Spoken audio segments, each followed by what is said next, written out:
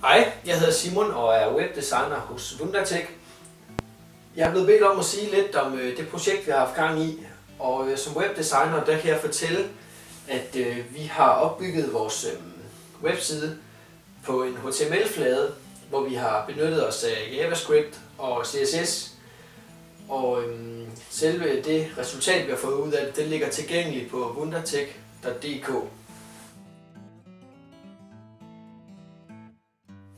Selve farveopsætningen har vi valgt, at det skal være meget simpelt og meget stilrent.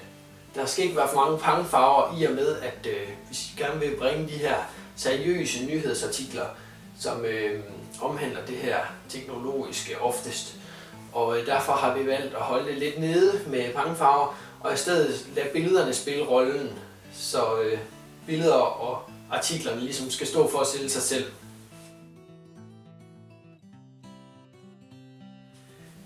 Her ser vi forsiden til vores hjemmeside, Wundertech.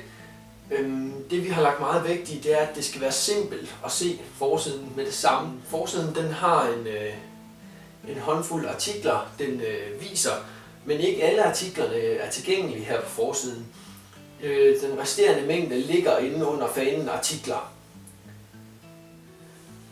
Her ser vi fanen artikler, hvor vi ser, hvordan den er opbygget. Det vi godt kan lide her, det er, at hele fladen indeholder alle artiklerne, men alligevel giver den mulighed for at kunne sortere, hvad for noget indhold man ønsker at læse.